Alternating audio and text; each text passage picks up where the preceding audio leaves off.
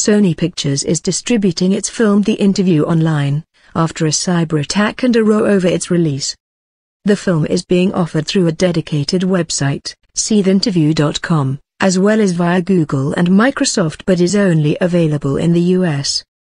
Sony had previously pulled the film, whose plot centers on a plan to assassinate North Korean leader Kim Jong-un.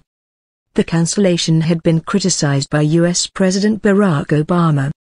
Since then, several hundred independent cinemas across the US have come forward offering to show the title. The digital deal means the film is available through Google services YouTube and Play, and Microsoft's Xbox video platform. The film costs $5.99, £3.80 to rent, or $14.99 to buy, Sony said.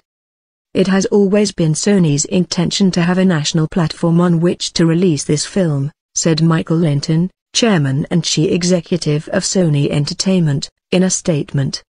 A spokesman for Sony told the BBC the release was US only at this point. Shortly after going live, the seetheinterview.com website was rendered inaccessible, most likely due to heavy traffic. Massive hack. Sony Pictures had suffered an unprecedented hacking attack at the hands of a group calling itself the Guardians of Peace. Last week, the U.S. Federal Bureau of Investigation, FBI, said its analysis pointed the finger at North Korea. However, many cybersecurity experts have come forward to dispute this assertion.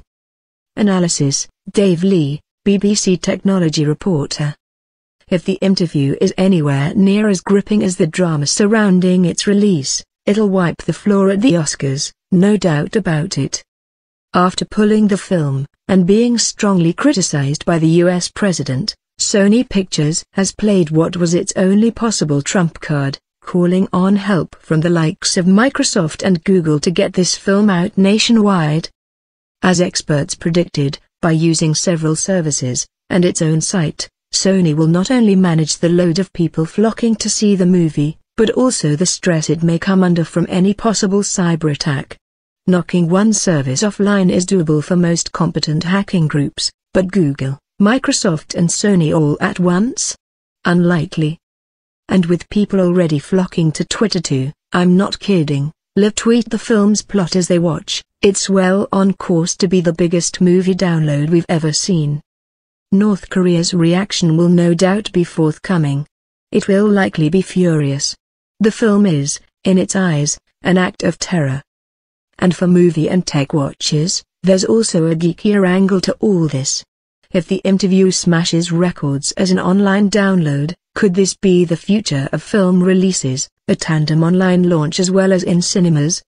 Perhaps that's too far in the future, but the numbers will certainly be totted up at the end of this exercise. North Korea denied being behind the attack but described it as a righteous deed. The hackers threatened to carry out a terrorist attack on cinemas showed the film on its scheduled release date of Christmas Day. After many cinemas pulled out, Sony cancelled the release. That move was described by President Obama as a mistake, who called the furore an attack on free speech.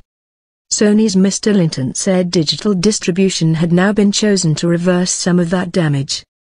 It was essential for our studio to release this movie, especially given the assault upon our business and our employees by those who wanted to stop free speech. We chose the path of digital distribution first so as to reach as many people as possible on opening day, and we continue to seek other partners and platforms to further expand the release. Silly content. In a blog post announcing its involvement, Google's top lawyer David Drummond said the firm had weighed up the potential fallout. Last Wednesday Sony began contacting a number of companies, including Google, to ask if we'd be able to make their movie, The Interview, available online, Mr. Drummond wrote. After discussing all the issues, Sony and Google agreed that we could not sit on the sidelines and allow a handful of people to determine the limits of free speech in another country, however silly the content might be. The Interview saga.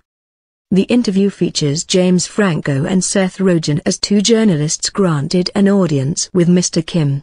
The CIA then enlists the pair to assassinate him. The 22nd of November, Sony computer systems hacked, exposing embarrassing emails and personal details about stars. The 7th of December, North Korea denies accusations that it is behind the cyber attack, but praises it as a righteous deed. The 16th of December, Guardians of Peace hacker group threatens 9/11 type attack on cinemas showing film, New York premiere cancelled. The 17th of December, leading U.S. cinemas groups say they will not screen film, Sony cancels Christmas Day release. The 19th of December, FBI concludes North Korea orchestrated hack, President Obama calls Sony cancellation a mistake. The 20th of December, North Korea proposes joint inquiry with U.S. into hacks, rejected by the U.S. The 22nd of December, North Korea suffers a severe internet outage. The 23rd of December, Sony bosses appear to change their minds, saying they will now give the interview a limited Christmas Day release.